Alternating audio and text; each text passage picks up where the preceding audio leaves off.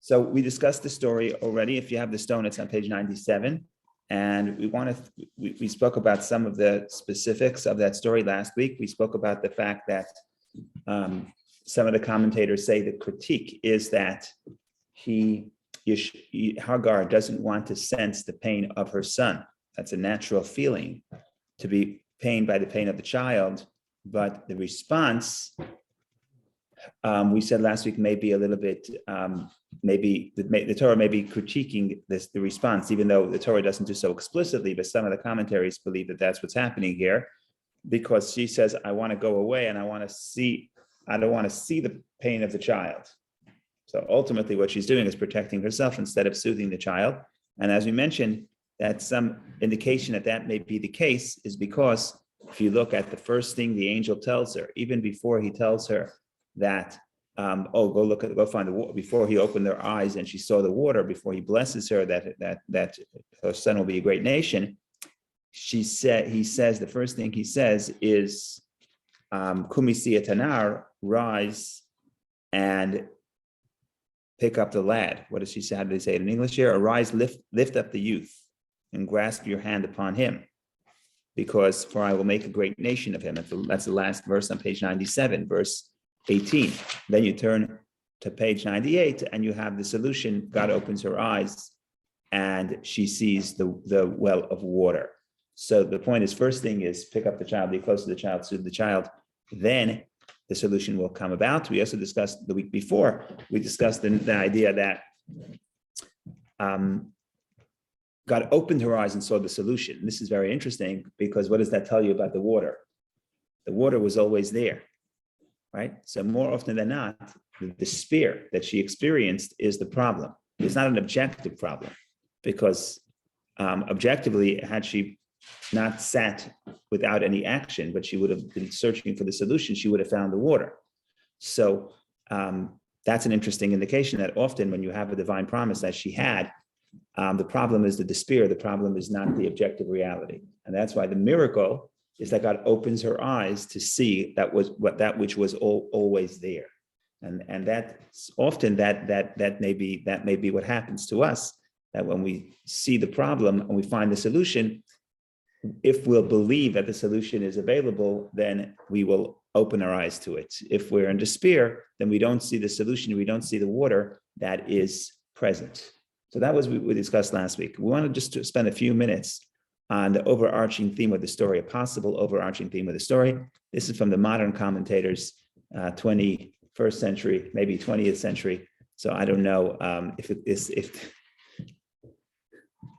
I don't know if it goes, okay, it's a joke. Okay, so the sages say that anything that any person, any student innovates, anything you come up in the Torah was all given to Moses at Sinai. That's what they say. It's a beautiful thing because Moses got the general ideas, and included in what Moses received is all the things that anybody will come up with, right? So that's what the sages say. Anytime somebody, any student will come up with, will create a new novelty in Torah, it was already given to Moses at Sinai. That's that. So we're really expanding the Torah because we're revealing that which was given to Moses at Sinai. So the joke is like this. It probably happened many times, but here's the joke. I don't know if it's a joke. The truth is, I don't know if it's a joke. It's funny, but I don't know if it's a joke. It may be sad. So the story is that some guy decided he's going to write a commentary on the Torah. So he writes a book, and then he goes to the great rabbi to get what do they call it? Approbations, to get the person's approval. So the rabbi picks up the book and he reads it cover to cover and he says, this is amazing. This is outstanding. I've never seen a book like this in my entire life. He says, really, what happened? He says, this is the chidush, the novelty here is unbelievable. I've never seen anyone create such novelty. And the writer is very happy. He's getting the compliment. And the rabbi says, it's such a great novelty. It wasn't even given to Moses at Sinai. Right? So it wasn't a compliment. Usually create a novelty, it's consistent with what Moshe said. So you're saying, I created a novelty, but it was given to Moses at Sinai. This guy, whatever Rashi says, was given to Moses at Sinai. What does that mean? It's a good question. It means that the idea was given, the general idea, and Rashi is discovering the truth that was passed on to Moshe, even though Moshe himself may have not known about it. Right? I don't want to go off topic, but there's this whole story with Rabbi Akiva. The Medrash says like this. The Medrash says that Moshe, God shows Moshe all the scholars of all the generations. And finally, he sees Rabbi Akiva. So Moshe goes into the back of the class of Rabbi Akiva. There's many rows of students, and Rabbi Akiva is expounding and teaching piles and piles. So that's the expression. Tilei tilim shalach is piles and piles of laws. And the source of these laws, he's pegging them on the crowns on the letters of the Torah, right? So in the Torah scroll, certain letters have crowns. That's just the way they make them rather beautiful. So Rabbi Akiva was explaining why this letter has this amount of crowns and what the halacha is, piles and piles of laws. And Moshe is sitting in the back, and Moshe is very choshev da'at, he becomes weak. He's like, how come this kid, Rabbi Akiva, knows all of this and I'm not in the picture? I don't know about this. So finally, one of the students raises his hand and he says, how do you know this? Rabbi Akiva, how do you know this? Like, where did you get this from? So Rabbi Akiva says, oh, this was given to Moses at Sinai. So Moses says, I'm very happy. Good, fine. He feels very good. Now, what's going on? Moses is looking for credit. It wasn't given to Moses at Sinai because Moses didn't know about those laws. But Rabbi Akiva said it was, and then Moshe is happy. So the explanation is, what was given to Moses at Sinai? What was given to Moses at Sinai was the general rule, the Torah, the general rules, and the tools to expound upon it. Now, Rabbi Akiva is expounding on what was given to Moses at Sinai through the tools given to Moses at Sinai. So he reveals the details of what were given to Moses at Sinai. But this guy that I'm talking about, my story, that guy, it was such a good novelty that he wasn't even given to Moses at Sinai. So the interpretation I'm about to offer may or may not have been given to Moses at Sinai. I'm not sure. So you guys will decide if it was a real novelty. Yes, Steve? Rabbi Akiva at one point ordered a death sentence based on the crowns. And even his contemporaries criticized him for doing that. That's very interesting. I never heard that, but that's interesting. I'm going to look into that. That's very interesting. So even his contemporaries, maybe had some problems. Right. Yeah. So you have. I'm not come down to us, right. So I don't know the exact. I don't know exactly what you're referring to. But the fact of the matter is that every page of the Talmud there are disagreements about what Moshe passed on Sinai. Right, because there's every matter of law is up for debate. If it's in the Mishnah, it's only in the Mishnah because it's a debate. If it's not in the debate, it's not in the Mishnah. But I think the one way to look at it is, in some sense, both perspectives were given to Moshe at Sinai. In other words, you have the principle. Now, how do you apply the principle in this scenario? So there's two possible ways of looking at it, and both theoretically, the theory would be legitimate. Now it's up to the sages to take the vote to figure out which idea is more true. In other words, both opinions, the Talmud says, both are the words of the living God. In other words, both opinions have a grain of truth, whatever the disagreement is. The question is which one fits this situation better, but both have some logic to it. And then there's a system within the Torah of how to apply it. Sometimes you can't learn something unless you see the opposite. Correct. So maybe it was just for the purpose of having it for the opposite, so somebody could look at it. Correct. But we say that both, but both ultimately everything. If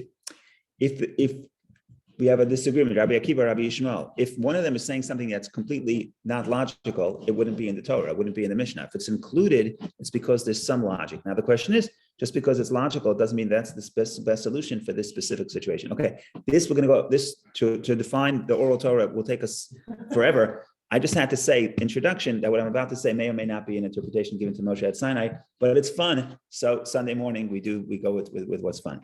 So what happens is like this. What happens is you have the binding, you have the story of Abraham's, one of his tests, he's sending away Yishmael. Then you're going to have another story in between, Abraham making peace with Pichol, the king, Abimelech, and Pichol, the king and prime minister and the minister of defense of Gerar. Right after that, chapter 22, you go to the binding of Isaac. Okay, so the people are saying, well, it's too close, and it's all connected. Remember, I alluded to Vayhi was at that time, and then at page 101, and it happened after these things. You don't always get that in the Torah, which every new paragraph connects it to the previous explicitly, right? So it says, and after these things, after which things? So it's a debate. But the bottom line is a continuum. So some people would say, look, the binding of Isaac is similar to has certain similarities to the sending away of Yishmael. Okay, so some of the modern scholars, when they talk about the story of sending away Yishmael, they don't call it the sending away Yishmael. What do they call it? The binding of Yishmael. Okay, because they want to make those connections. What are some of those connections? Some of them are very, very obvious. I'm just trying to figure out the best way to do it. Maybe we'll look at both places. If you have a stone edition, we'll use the stone. If not, you just trust me, because I have a few people here following along, and if I say anything wrong, they're going to speak up, right? Okay. So, for example, what happens here? The first thing is, I'm just looking at certain. Okay, let's just see the general story. General story is Abraham sends, is commanded to sort of sacrifice a child, to send away a child. There's a big crisis. The child's life's in danger. Both those stories, right? Yishmael is lost. Yishmael is thirsty. You can die of thirst. There's always an angel that intervenes, not God, but the angel. Well, first God tells him to do it, right? Abraham doesn't want to send away his son, and God tells him, listen to Sarah. Abraham would not sacrifice his son unless God tells him to, okay? And then, so God comes, makes the problem. Child's son is in danger. Next step, angel intervenes, and all of a sudden, God opens up the eyes, even though it doesn't always say that expression, and the solution was right there all along. What is the solution? In the case of Yishmael, it's the water. In the case of the binding of Isaac, it's the what? The ram. Right? Avram, he doesn't say open up his eyes, but it does say, Vayisa Avram Esena. Avram raised his eyes and saw the ram. What does that tell you? The ram was always there. Right? And some people read that was the intention to be all the way in the beginning. I'll show you that commentator. So just the general parts of the story, same idea, right? God creates a problem. Child's life's in danger. Angel intervenes. Solution is found. They live happily ever after, and they get married. Both stories. Very interesting. Mazel tov. I don't know if you knew, but I'm wishing you mazel tov this morning. Yishmael got married. Okay. How do I know he got married? The verse says his mother took a wife for him from the land of Egypt. Right here. If you look at page 99, he lived in the desert of Paran, and his mother took a wife for him from the land of Egypt. In case you were wondering who Yishmael married, now you know. Now you'll be able to live in peace. So both these stories, where the child was in danger for death, and the solution comes about. So we're not just saying he was saved, but also the Torah makes it, don't worry, because he has a promise to become a great nation. Yishmael had and Yitzchak had. So don't worry, he also got married, and the marriage represents the perpetuation of this person, and therefore the fulfillment of the divine promise, the beginning of the fulfillment of the divine promise. And what happens right after the story of Yishmael? He's married. What happens right after the binding of Isaac? Also, it doesn't say he got married because it takes time, because they have to, next parsha, Avram sends Eliezer. It's a whole big deal to find a wife. But even before next parsha, right after the binding of Isaac, if you look at page 104, what do we see? Oh, Avram got an email. Avram got news. What did he find out? That his brother had children and grandchildren. All the way to who? All the way to who? So there's a whole family tree that we get here on page 105. But you get to verse 23. This is the key. And Betuel begot Rebekah. Betuel is who? Betuel is the son of Avram's brother. And Betuel gives birth to Rebekah. So what do we know? Rebekah was born. Okay? Rashi says, why are you telling this? Why are you telling this? So Rashi says, Avram was worried. He says, oops, I got to marry off this kid. Look, he almost died. If God wouldn't step in, he would be dead. If he would be dead, there would be no continuation. I got to marry him off. So God says, oh, don't worry. So the Torah says, don't worry. Avram just got the message that his bride was born. Right? Then it wasn't like today. You get a Twitter update every time you had a child. This guy, he moved away from Aram, moved hundreds of miles away. You get an email, you get one letter, and it says that he has a nephew and a great nephew. And in other words, you get the whole family tree. You get an update once every a few decades. That's what it looks like. So he gets the update, and he says Rebekah was born. Okay, now is a whole parsha. How do we find Rebekah? So you have to send Eliezer. But you see, both stories end not only with the child being saved, but marriage. Okay, so there's too many similarities to ignore. Now the question is, what's the purpose? But there's more. This is just the overarching. Then we'll go to some of the details that connect these two stories. Go ahead, Steve. He wasn't such a child. He wasn't a child. Like 29 years old. He wasn't a child, and Isaac wasn't a child. Isaac was 37. 37. But the Torah does refer to him as a lad. Both stories, Na'ar, both with Yishmael. He calls him Kumisi Tanar. He calls him the Na'ar, and also here Vaniva Na'ar, the lad. For whatever reason, the Torah, the rabbis say, look, we did the math. He's not a lad. He's 37 because we know when Avram was born. We know when Sarah dies. We figure it all out. We could read the Rashi and figure out and do the math. But the bottom line is the Torah refers to both Avram and Yishmael as lads. And Yishmael was older than Avram by 13 years. If you think about it, why they call him lad? Because I don't know. Short answer is I don't know. Want the long answer? The long answer is the Torah is trying the Torah is emphasizing the fact that when a lad, it's actually harder.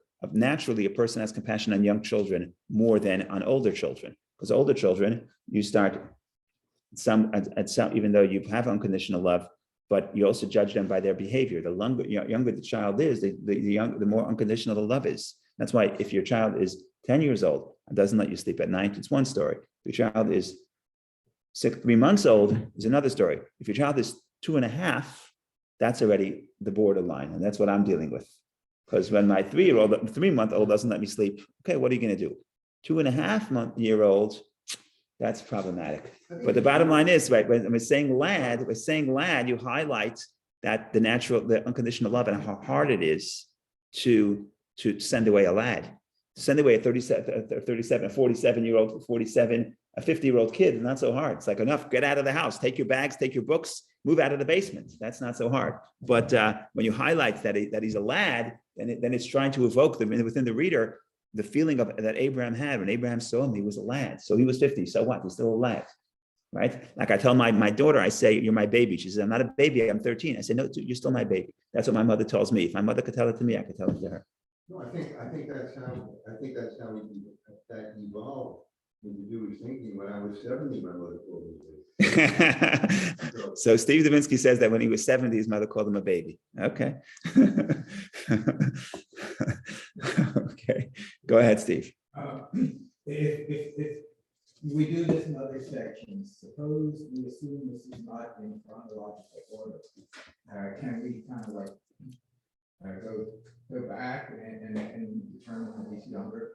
You could do that, and you could say it's not in chronological order. It just becomes a little harder here, and I'll tell you why. Because they keep saying Vayehi Ba'etahi, and it happened at that time. Oh, I'm sorry. That connects Yishmael and the thing. That connects Yishmael and the binding of Yishmael, the sending away of Yishmael and Isaac. That happened at the same time.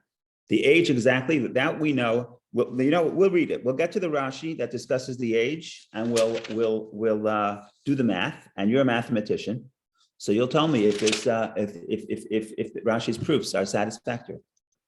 I guess they will be. I mean, if I had to bet, I would say they will be. But if you're not assuming chronological order, I think math is out. No. There are certain events that we know the dates of, right? So we know when how old Abraham was, we know how old Sarah was when Isaac was born. We know how old Sarah was when she died. We know that she died right after the binding of Isaac. So if you can figure out how old, we know for a fact, the Torah says how old Sarah was 127, and we know that Isaac was born when Sarah was 90. So that gives you 30. He was 37 years when his mother died, and then all we have to do is link what the sages do is say, look, right after the proof is there is an argument to be made that she died right after the binding of Isaac. Some people said she died because of the binding of Isaac.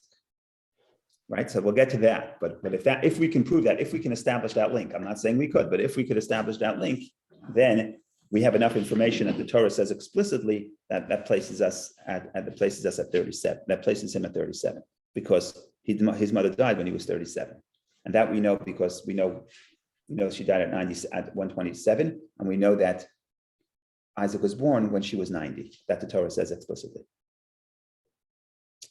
Okay, so that's the big picture of connecting these two stories. There are many other small similarities between the stories. I'm just going to point out one or two that I can remember. For example,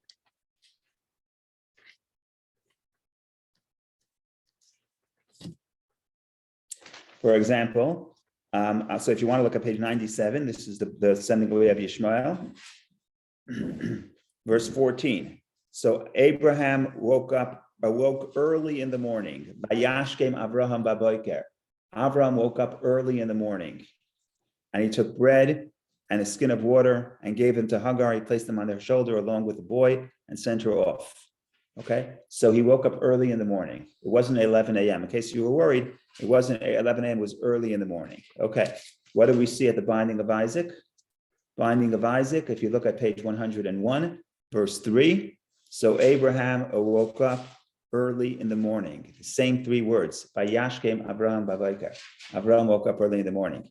So the argument is the Torah uses the exact same words because the Torah wants you to read the words in chapter 22 about the binding of Isaac and say, oops, this reminds me of words I just read 2 paragraphs ago.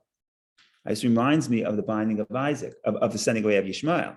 So in other words, the argument is the Torah uses the same words for you to make a connection between these two stories. Okay, let's see if I can remember any other connections, but even if not, I think we made plenty of connections.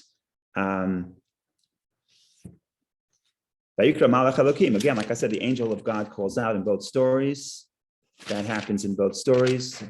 So he was giving up his children for 2 different reasons. He was giving up his children. He was giving up to his children for 2 different reasons, or for the same reason ultimately, which is God's commandment. In other words, with Sarah wants to get rid of Yishmael for a reason, because she feels that Yishmael is a bad influence on her son Isaac. But for Abraham's perspective, Abraham doesn't want to do that. So why does Abraham send away his son? Abraham sends away his son only because God tells him to. He sent Ishmael away because God told him. God comes to him and says, "Do whatever Sarah tells you." So Abraham is following God's commandment, and also, of course, the binding of Isaac is by Hashem's commandment. So both of those stories he's sending away. So what's the connection? Why are we connecting these 2 stories? So here we have various interpretations. I'll offer 2 or 3, and we'll see what happens. Go ahead, Steve. Getting up early in the golden calf. Yes, by Eshkima, very good. The Israelites frequently got up early to kind of like foil Aaron's desire to delay things. Yeah, so Steve makes an excellent point. Today is Sunday. You can go back to yesterday's parsha. You always say the rabbis have an unspoken pact that if they get invited to speak on Sunday, you could still say yesterday's parsha, because who's got time to prepare the new parsha? So if you invite me on Monday morning, I can't speak about yesterday's parsha, but Sunday morning at 9:30, we could speak about yesterday's parsha. So Steve, thank you for raising that. Yesterday's parsha at the sin of the golden calf, it says, "Vayashkimu baboker," they woke up early in the morning. And they woke up early in the morning, and Steve is saying that's what Aaron tried to delay the process. But the bottom line is, what does waking up early in the morning indicate? It indicates that you are proactive and you're excited to do something, right? If you wake up early to do something, it's because you're excited. In that case, they were excited to do the sin. In this case, even though Abraham is not excited to send away Yishmael, expel Yishmael, or certainly not excited to sacrifice his son Isaac, but it represents the idea that Abraham is enthusiastic because it's God's commandment. Even though he doesn't want to do it, because God tells him to do it, he's enthusiastic, and that is expressed in the fact that he wakes up early in the morning. Also, Rashi over there points out, it also says, he himself saddles the donkey. Also represents the fact that he has other people to do it. And Rashi contrasts that to Bilam. Bilam also, when he goes to curse the Jews, he saddles his own donkey.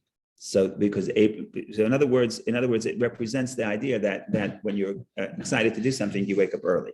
Now, Abraham is not excited to do it, but he becomes excited because it's the divine command. You don't have time to question yourself early in the morning. Oh, very good, very good. You just go. So very good. So Rashi says that's why the binding of Isaac took him 3 days to find the spot. It says, the 3rd day he found the spot. Why the 3rd day? So Rashi says, because if it happened immediately, people would say Abraham was so confused and so overwhelmed, he didn't have time to question. But 3 days, he certainly had 3 days to back out of the deal. 3 days to tell God, I don't think this is a great idea. So that you point out this important point that it wasn't immediate. Wasn't he woke up and he decided to sacrifice his son, and because he was still sleeping and he wasn't alert yet, he didn't have time to question. No, it was the third day. Good point. Go ahead, Bob, please. Thank you, Rabbi. Just a comment and a question. It seems that on the tale of Sodom, where Abraham goes to battle for these, kind of unknown inhabitants of an evil city, how he wouldn't have had more of a conversation or argument about his two children, number one. And they're rarely in the Torah such U-turns, such, realizing success from the jaws of defeat is in these two moments. And, you go from the ridiculous of both of them on the verge of dying to both of them getting married and continuing the seed of the Jewish people and the Edomites. Right. Well, isn't that the story of our people? We're always at the brink of some disaster, and God always helps, but he never helps. He always helps at the last minute, never too early. Right. So that may be the story of our people. But to the broader point of why Abraham doesn't pray, that's a question that people ask me for many years, and I don't always have a convincing answer. What I usually like to say is the difference between a commandment and a discussion. When Abraham comes to God, when God comes to Abraham at Sodom and says, "Nu, what do you think about this? This is what I'm planning on doing. What do you think?" And in yesterday's parsha also, God tells Moshe, "I'm about to kill the people. Leave me alone and I'll kill them." Meaning he's opening up a discussion. When you open up a discussion, you can speak. In this case, it's not an opening up a discussion. God tells him what to do. He's not going to question a command. If God wants to discuss, we have over coffee, so I have what to respond. That's what I usually said. But last night I found an interesting commentary, and I wouldn't take it because I would think it's too modern, but it's from a Hasidic Rebbe, from the student of the Maggid, so I have to say it.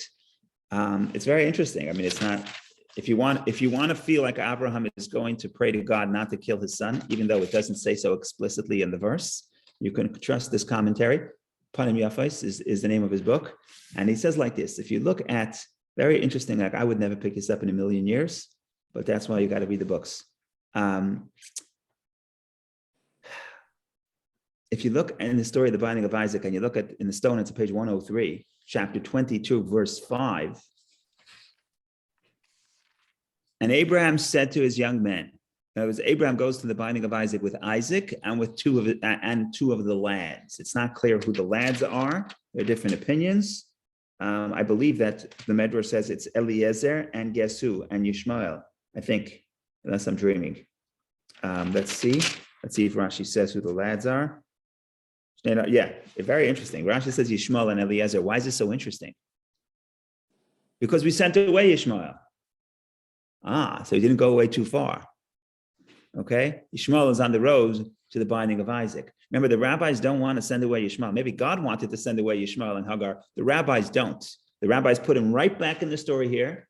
And you know what they do to Hagar, of course? They put her back in marriage to Abraham, because the verse in the next parsha, the verse says after Sarah dies, he marries a woman named Keturah. The rabbis say, okay, Keturah, it's a wonderful name, but it's really Hagar. And they have two interpretations why we name her Keturah. But the bottom line is, you see, the rabbis are not happy with the Torah. No, I'm kidding. I'm just saying the rabbis want to bring her back, and they do, both Yishmael and Hagar. Okay, but that's beside the point. What I'm trying to get to is verse 5. Verse 5, and Abraham said to his young men, "Stay here by yourselves with the donkey." Abraham wants to be alone at the binding of Isaac. Why? That's another story. We'll get to it when we get to there. We're just reading early. While I and the lad will go yonder. Nelcha Adkai will go. I don't know what yonder means, but Adkai until here. Well, there's a beautiful Rashi on this, but we'll leave that another time. We will worship, and we will return to you. Now, worship is a terrible translation, because worship could mean I'm going to sacrifice my son. That's worship. That's not what the verse says. The verse says, "V'nishtachaveh," and we will bow.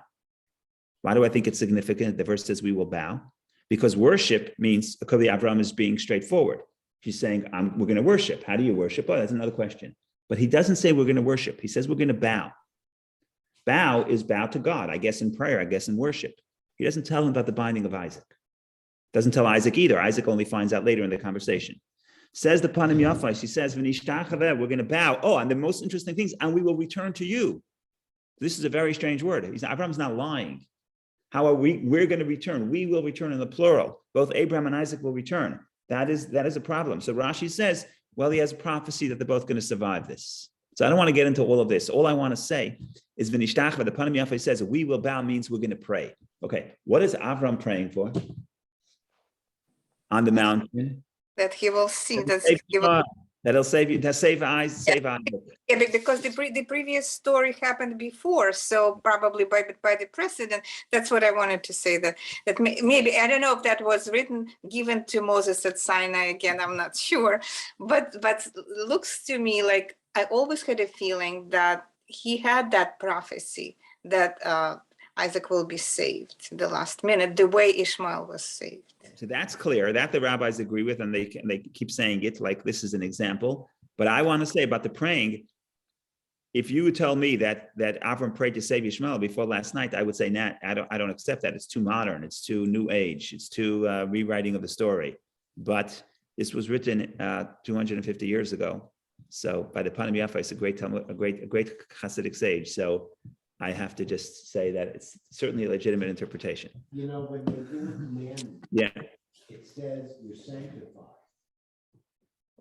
Yeah. When you do the You're sanctified by the blessing. washing, Yeah. But yeah, you're by the mitzvah. Yeah. sanctified. Yeah. And maybe that's how Abraham felt. He said, I got the commandment, I'm sanctified, there's no need to pray. Right. I'm told this is, and I'm gonna be blessed. I guess sanctified means blessed. Holy. Yeah. I guess. Yeah.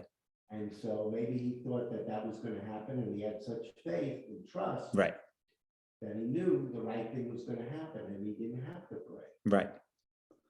Yeah. So Is that possible? no, that's way that was, I would be inclined to say that. Yeah. I'm just saying, if people want Avram to pray for his son, and people can sleep at night, why Avram didn't pray for his son, and some people cannot sleep at night, why Avram didn't pray for his son. So that's it. So if that works for me, it works for you, but for some people it doesn't work. So all I'm doing is I'm saying that you have a legitimate commentary that says that of course he's going to pray. We're going to go and we're going to bow. Now the English, I don't know why, but the Art Scroll botched this one up. They wrote, we're going to worship. Bad, like I said, it's a bad translation, because v'nishtach you could bow clearly does not mean we're going to sacrifice him. Worship is too vague, too general. Okay, What does fine. Worship means to worship. Worship can mean anything, whatever, however you worship. What the Panim Yafeh says is, the verse says bow. He's saying we're going to do something else. He doesn't say we're going to slaughter. We're going to do something else. And bowing is a form of prayer. Worship doesn't imply that. Worship could mean, there's no proof on the word worship that he's going to pray, because worship could mean he's going to sacrifice his son. So the word worship is actually right, because he knew he didn't have to pray. He just was going to go and do the act. No, I'm saying the opposite. He wasn't going to do that. He wasn't going to slaughter his son. He wasn't. In other words, he was ready to, but he didn't think that's what's going to happen. In other words, by this interpretation, if this interpretation is correct, when Abraham is trying to say, "I'm going to go and I'm going to pray for my son," and he implies that by bowing. And how do I know that? Because bowing doesn't mean offering my son. If the verse would have said we would worship, then I don't think the Panim Yafes can prove from that we're going to pray. In other words, this commentary only works if it says bow and not worship. Because if it said worship, there's no proof. If there's bow, there's no proof that he means I'm going to pray and not, Okay, so I don't want to get too carried away with that, but that's the idea here. Okay, so we have a connection between these two stories, too many similarities, too many of the word connections. Yeah. I mean, that commentary is a little disturbing because. It can make everybody happy. Either they. No, because if you compare it now to Hagar. Yeah. Who we criticized for not praying for her son, and yet Hashem interceded.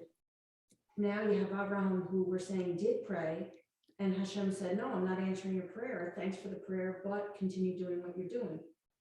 So it's like the prayer didn't help. Why did the prayer help? He was saved.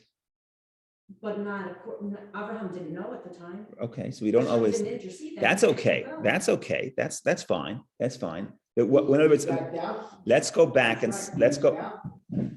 Okay, look, it's a very problematic story. The whole blinding of Isaac is problematic, and problematic story.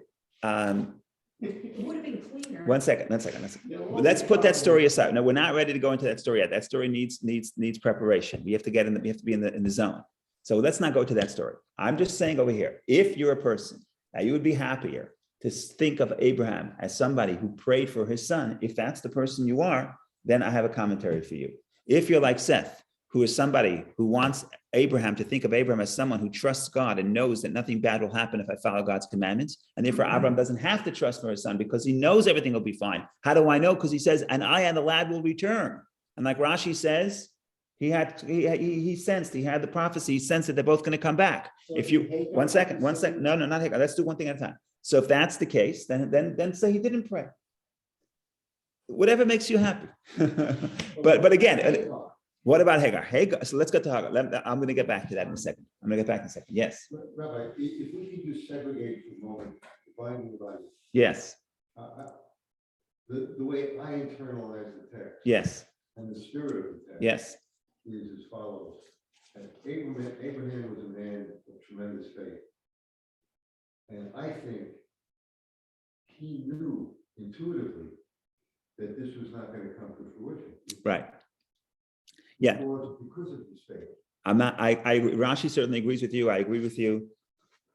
I disagree with Rashi. I can't. No. Well, it's all good. So that's a perfectly good way of reading the story. When I was a very young kid, I heard a story. When I wasn't that young, but I was young, a teenager, and I heard a metaphor. I read it in the newspaper, in the Chabad newspaper, magazine, and I have no idea what it was coming to tell, what the point was, what the point it was trying to make. I don't remember, but it was a good metaphor, very good metaphor for here. So the story is like this: the Israeli military, they want to train an elite group of soldiers. So they have this whole training course, and during the training course, everyone's falling out. They get to the last point, and there's only 3 soldiers left.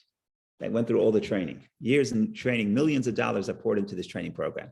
So millions of dollars are poured in. After years and years and years, they get to there's 3 people left.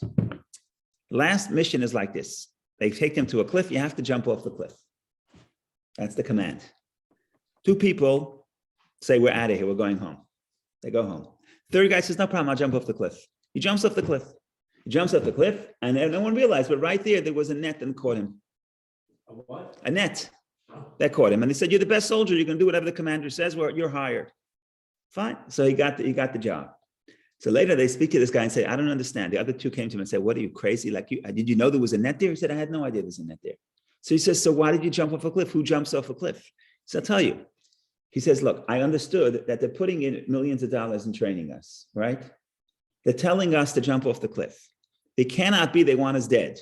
Right? That would be just a bad investment of money. So there's certainly going to be a solution. Things are going to work out. How's it going to work out? That's not my job. I'm not the commander. I don't have to make the plan. I just do what I'm told and everything's going to work out.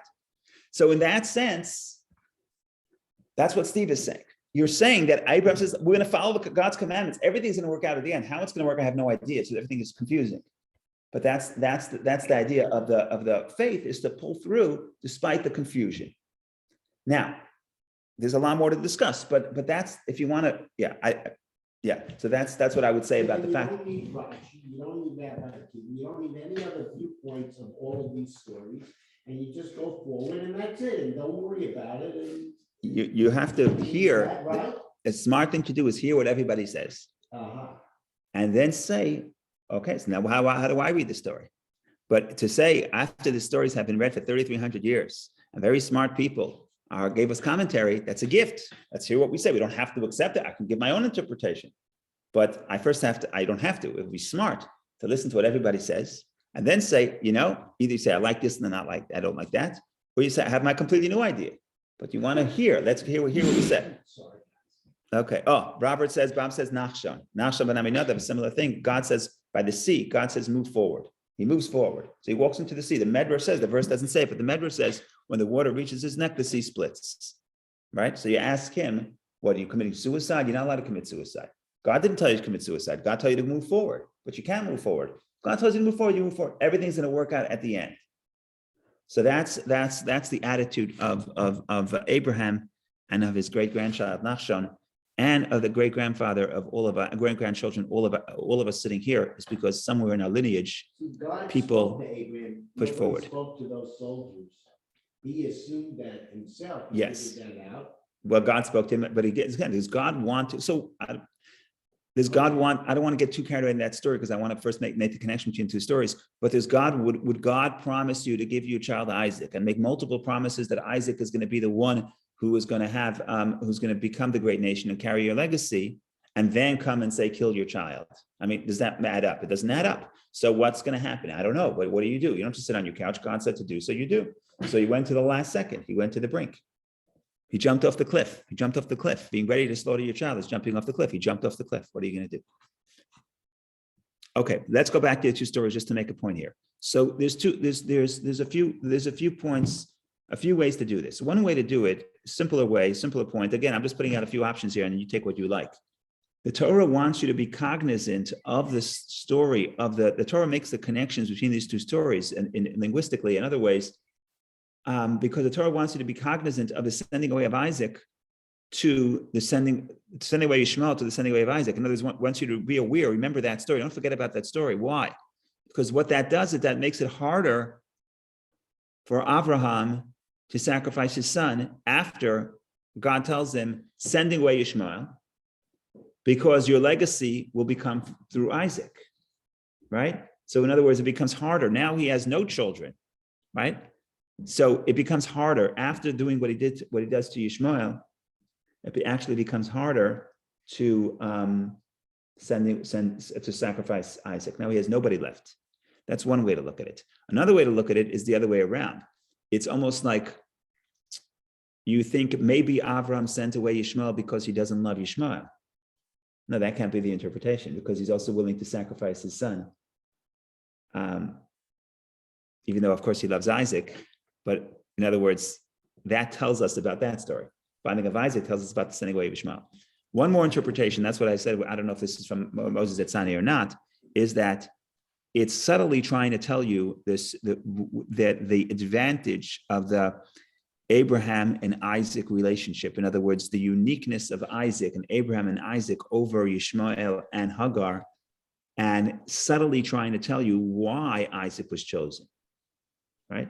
So what do we know? We know Isaac was chosen, but why? We don't know why. Well, we know why, because Sarah was the matriarch, and Sarah was the partner with Abraham in discovering the one God, etc. And Hagar was the maidservant from Egypt.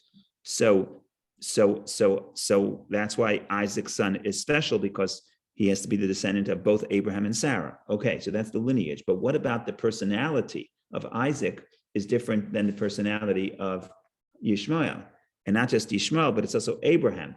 Where do you see the superiority of Abraham and Isaac over Yishmael and Hagar, which will explain why Abraham and Isaac are being chosen? So basically, follow these stories and see what happens.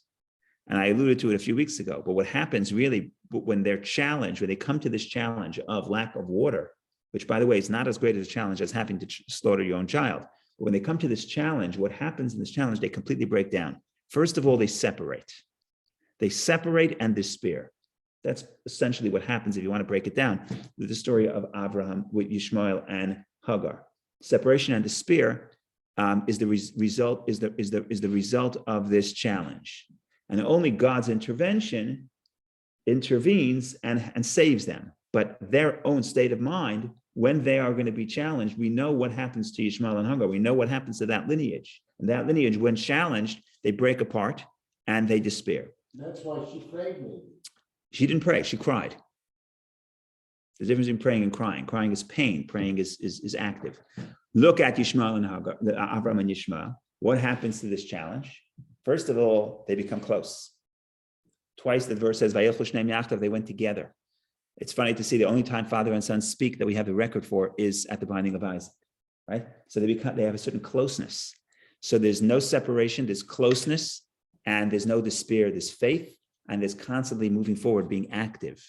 Okay, so that's the feeling you get when the binding of Isaac, especially when you contrast that to the despair and the separation that occurs. Now the question is, maybe some people say, this is the value the Torah is trying to derive from the story, and tell us that this is about the Jewish people. What happens? Why are the Jewish people chosen? Not because we're going to get the mightiest people who will never face challenge. No, but the question becomes, what feature of the Jewish people allows us, does God want, at least according to this interpretation, at least within this context, this is what this verse may be highlighting, is when we face challenge, we become closer to each other. And when we face challenge, it's not a reason to despair, it's a reason to keep pushing forward. So by putting these two stories together, it's actually giving us the indication of highlighting what Isaac is doing and what Abraham is doing, and how that's that feature of their personality, their property of their personality, is what God values. Now, this may or may not be the case. Take it or leave it, but it's interesting enough to put out here on a Sunday morning. Did Jacob and Esau come before this? After, yeah. So it's gonna be the same story, basically. A little different, it's the same thing, and God keeps giving the message to us. This Go forward and don't worry. right, and but Esav is not really sent away, because so ultimately Esav is different, because Esav is still part of Abraham's family. So that becomes a little more complicated. But the idea is like, you see this all the time. You see people who suffer, right? What does suffering do to people? So some people, when they suffer, it tears families apart, and some people, when they suffer, I could name a few, but I don't know, we're being recorded, so I'm not going to do it. Some people, when they suffer, it brings people together, brings families together. It's an unbelievable thing. And I'm not judging anybody one way or the other, but these are the two stories. And this is, you see it. It's like almost black and white. It looks like the Torah is going out of its way to contrast these two attitudes. Okay, go ahead, Warren. Yeah, my reading of this, the first time well, maybe not the first time, but when I looked at this recently, and I was considering this passage, and it looked to me, I read it as Abraham misleading Isaac. No worries, Isaac. And then if you go on until verse 8, Abraham said, God will seek out for himself the lamb. Isaac said, where is the lamb? And Abraham, God will seek out for himself the lamb for the offering of my son. So I got the sense from this that Abraham is a concerned father, at the same time mindful of his obligation to Hashem, is finding a way through this that will permit him to do this with minimum harm, psychological harm to Isaac. Right. So I would say two things. First of all, your reading is totally and completely legitimate. In other words, it's very logical when reading of the text. What I would say, look, if he's afraid the son is going to run away, then I don't see how, or he wants to protect him from the trauma, then I don't see how that does that, because he puts him on the altar and raises the knife. So ultimately, the show, in other words, ultimately the deception is going to disappear. But I hear your reading, but I just want to point out that how the rabbis read it. And again, I'm not saying take it or leave it, but the rabbis specifically don't read the story that way. They want to read the story that it brings connection. And they have two things. So the first thing they say is like this. They say verse 8, which was the one you're reading, chapter 22, verse 8. And Abraham said, God will seek out for himself the lamb for the offering my son. Okay. Let's read this. God will seek out for himself the lamb for the offering, my son. Says Rashi. God will seek out for himself the offering, my son. Meaning, if we don't have an offering, it's going to be my son. Because you don't have to say my son. We know he's talking to his son. Okay. So what he's trying to do is the rabbi is saying the opposite. He wants to break the news, but he wants to do so subtly. He doesn't want to shock him. So what he says, imagine the child, all of a sudden, Abraham's relying on God. Okay, this is ridiculous. The wood for the fire, he takes. The stone to create the fire, he takes. The knife, he takes. And they're walking. Everything he's got. The one thing he forgot is the lamb. Now, when you bring a sacrifice, the first thing you bring is the lamb. The wood, you don't have to schlep your wood from 3 days late, from three days travel. The wood you'll find anywhere. So if you're alone, they're alone. And all of a sudden, so the rabbis are saying, look, he's indicating that this is my son. But I don't want to get into that debate, because I understand it's not the simple reading. But even if you accept your interpretation, Warren, it says the words, and they walked together, and the two of them went together. And it says so twice. It says so in verse 6, and it says so in verse 8. Same phrase, they go together. We know they're going together, but it means they're going together in the sense that there's a closeness. And also the conversation, he listened to the words. Verse 7, this is words of closeness.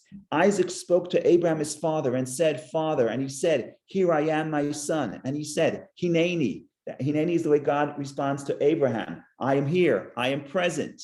Nowhere else in the Bible does a father tell his son, Hineni, right? There's a closeness. There's a closeness to this relationship that you cannot hide. It's clear whether or not what exactly he told him, that he deceived him, or how open he was.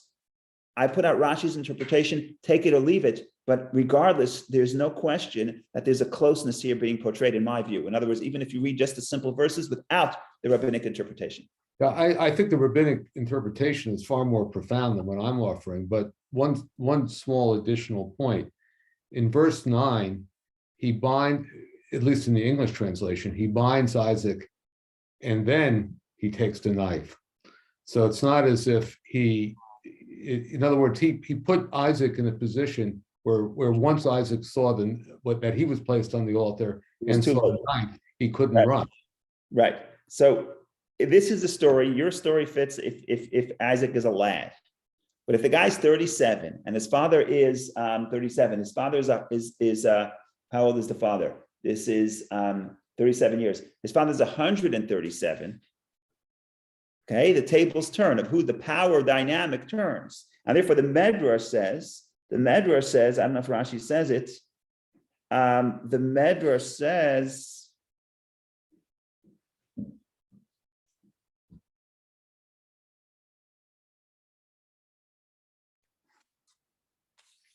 it's not in Rashi. The Medrash says, Isaac tells him, bind me so I shouldn't run away. In other words, naturally, his son, the natural instinct would be to survive. So Isaac tells him to bind him, but that's the Medrash. But again, it all depends how you want to read the story.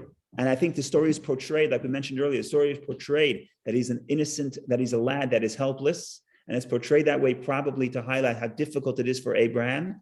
But upon deeper scrutiny, the power dynamic shifts, and Isaac has to be a willing partner. Otherwise, it just doesn't make sense that the father could do this to the son. In other words, that the son would allow this to happen if he was not willing. That's the dynamic here. He was as great as his father. Yeah, we mentioned that too. Why is it the binding of Isaac, not Yishmael? We'll talk about that in a second. Okay, Steve, go ahead. A prerequisite to most of this conversation is prophecy. Yes. I mean, prophecy is kind of like axiomatic. Yes. He wouldn't do it without the prophecy. Yes, correct. Okay, now, one of our reasons for studying Torah, a major reason for studying Torah, is what can we take out of it to bring to our present life? Yes. So I believe that Hashem is currently hiding his face, and Job is the last person that Hashem spoke to. And since then, he is hiding his face. So does that mean that prophecy is no longer axiomatic? And if you're going to take this into our current lives, what does that really mean? So that's a good question. Where does prophecy play out in our life? What's the lesson to us from the story? So prophecy is a big topic. I'll talk about it for 10 seconds and then maybe talk about for another 10 seconds what the lesson for us is. Prophecy in the conventional sense is no longer present because, as you mentioned, divine presence is concealed during the exile. However, certainly in the Hasidic movement, we believe that there's different forms of God communicating with us. Hashgacha pratis, everything is by divine providence. And when we're given certain circumstances, it is upon us to seek out and try to figure out on our own what God is telling us. But he's not telling us so explicitly, he's hinting it to us. And that means that we have more of a responsibility to try to decode what God is telling me. And God is telling me by my circumstances. If I am here at a certain place with a certain circumstances, with certain abilities, and I know of this situation, then God is speaking to me. It would be easier, like in the days of Samuel, where Saul lost his donkeys and says, let me just go ask the prophet where the donkeys are. It'd be a little easier. But we're not certain. We're not certain. I mean, like Abraham was certain. Yeah, we're not certain. We're not certain. Yeah, okay, so that's good. We're not certain. What we are certain about is what God told us, which is the Torah. Now we go back to what's the takeaway for us. The takeaway for us, because it's 10:27, I have to send you away with a takeaway. I'm sorry, we got carried away with too many questions. Maybe next week we'll do the questions at the end of the class. But in any case, what is the takeaway? The takeaway is, And by the way, this is an important story. I always say this story, I'll say it again. I was 16 years old before I realized this is a strange story. We had no problem with the binding of Isaac till I was 16 years old, because growing up, this was a totally normal story. Then I was in the airport. I know this is funny. I was going to Israel. It was before Yom Kippur, before Rosh Hashanah.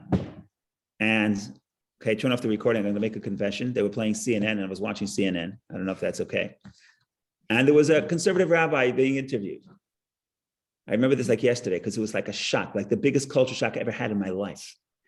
And they were talking about the Rosh Hashanah. And the rabbi says, I have no idea why they read the binding of Isaac on Rosh Hashanah. It's the strangest story. It's like, what? Why? I didn't understand. Why was it a strange story?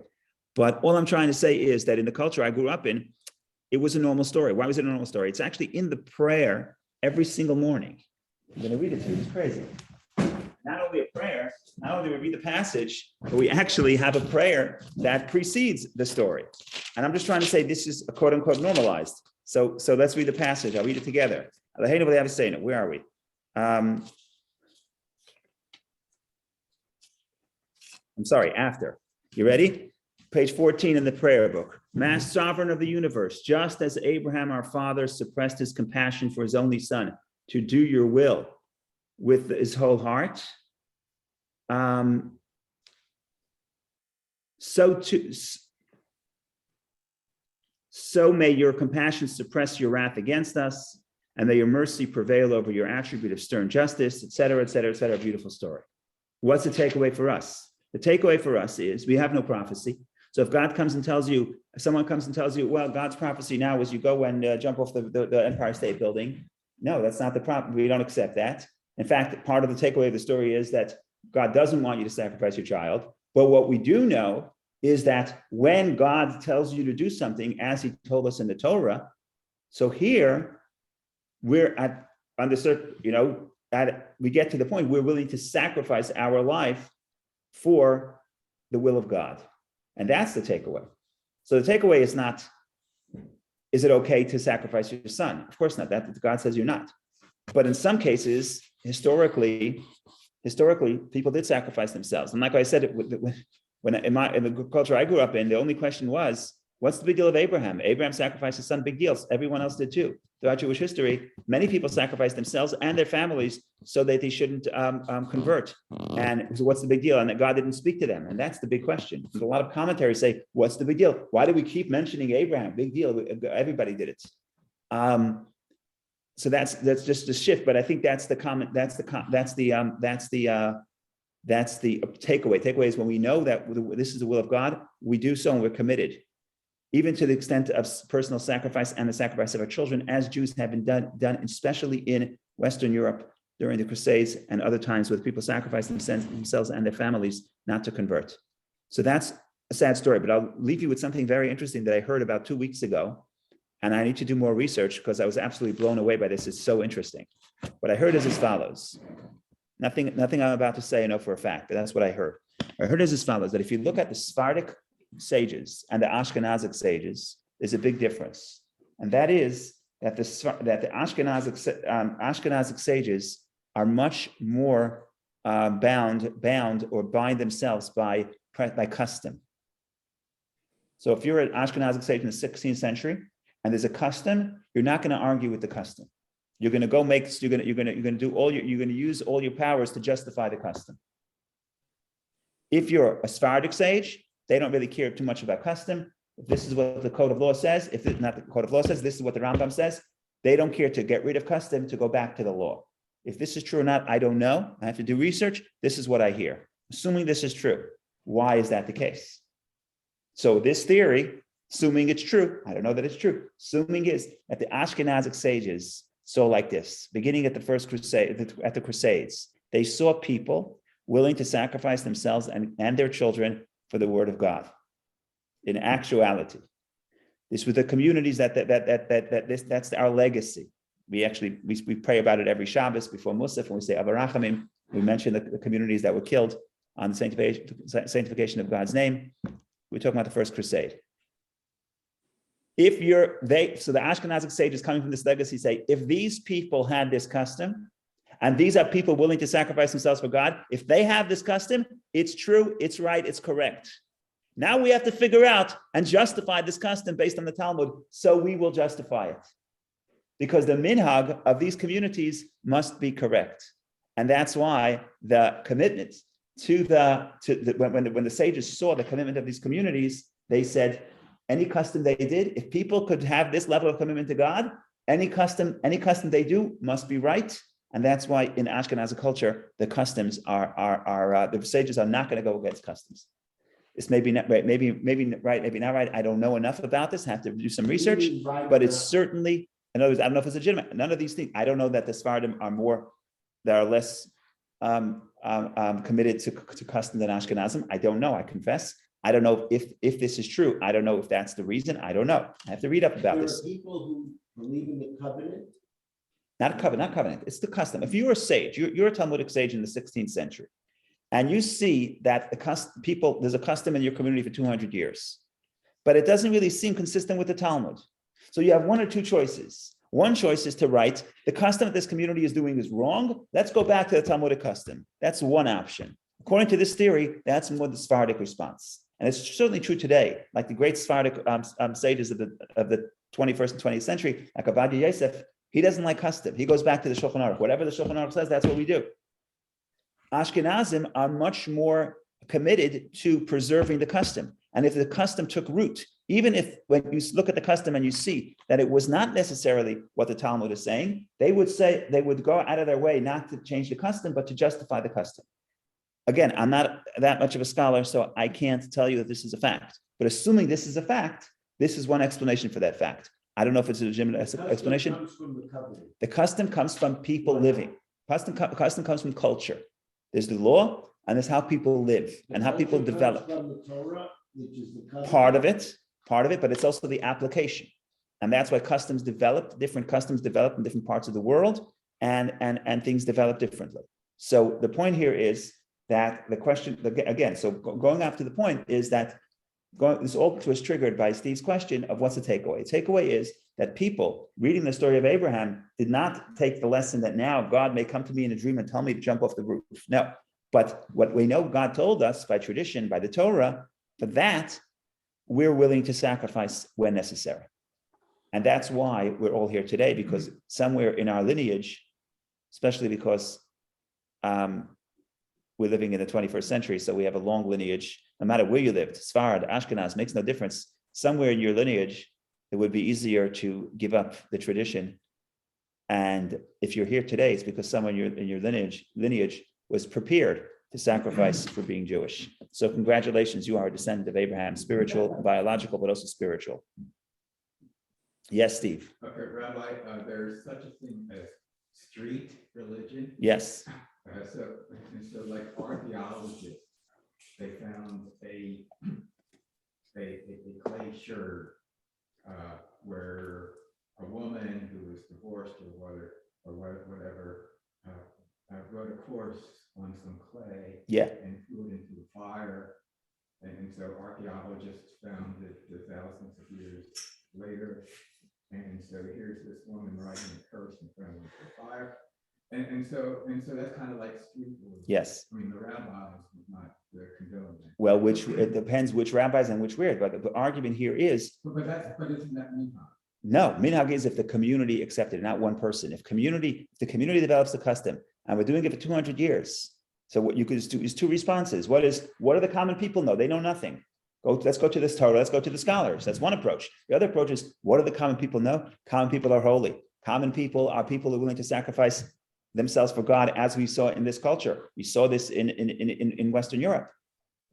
So we're not going to say, the rabbi, say that with the custom of the common people is just common. No, they are holy people. How do I know? Because they're like Abraham. How do I know? Because they're willing to sacrifice for God.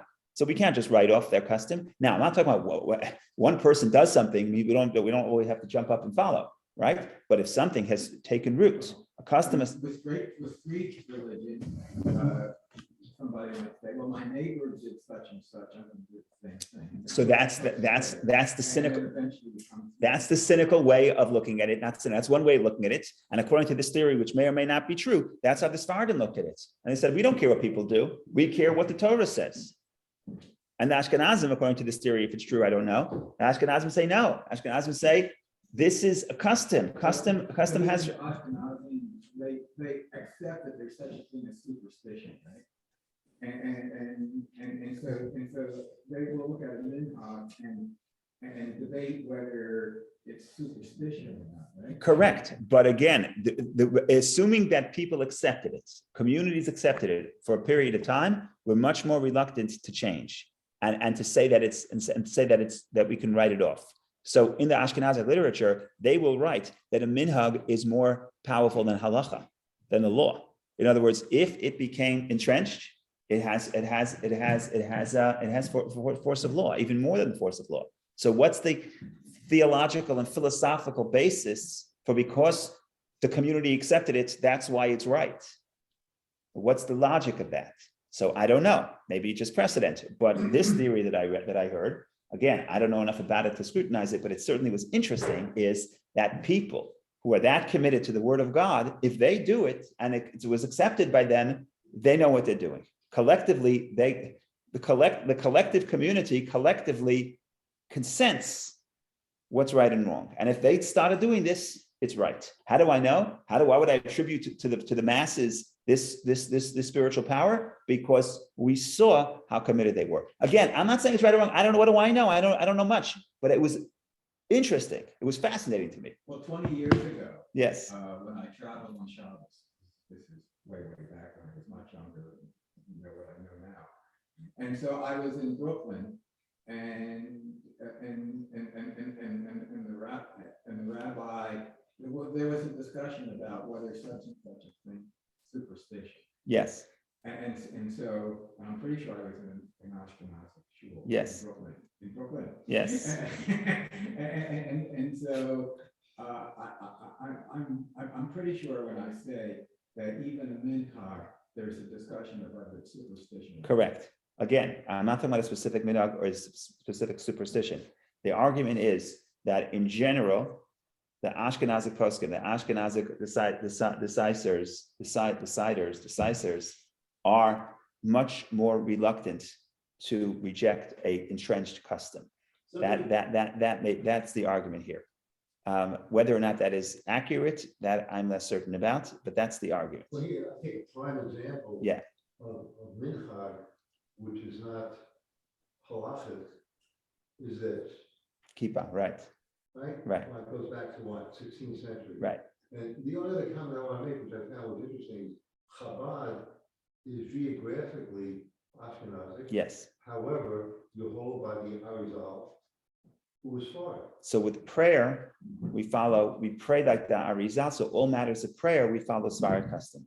So we are a little confused. No. Not just Chabad, also Hasidic. Many Hasidic groups are, when it comes to prayer, they follow Ashkenaz Sephardim. So when it comes to the Haftorah, for example, where we follow the Sephardim for the most part, our prayer book is closer to the Sephardim because we're Ashkenazim. So in matters of halacha, we're Ashkenaz, but in matters of prayer, we follow Sephardic custom. You see, a smart guy taught me this. Yeah. He's in this room, actually. He says this to me. Then it's not me. What? Then it's not me. He's in this room. He says to me, belief is in your heart, Yes. right? Yes. Or it's in your brain. If it's logical, you can change it Right. according to the situation. There's maybe a different logic, but if you believe and you have it in your heart and you feel it, you can't change it. And so you're talking about the logical part. Right. People do have feelings about God. Correct. And maybe Abraham had a feeling about God and said, I don't care about the logic. I'm just going to do, That's faith and that's commitment. what I feel is the right thing to do. And after that, the right thing will happen. Right. Some people give up on logic. It bores you after a while, logic, and it can make you get a sense of dimension. But it really can. No, but My here's- father was very logical, and he ended up with dementia. But Seth's point also maybe goes to what the rabbis are saying, that when these communities decided that they were going to sacrifice their lives, it was based on what they believed in their heart. It's Right. beside everything else. Right. But the other thing it does is the rabbis are shutting down us being judgmental about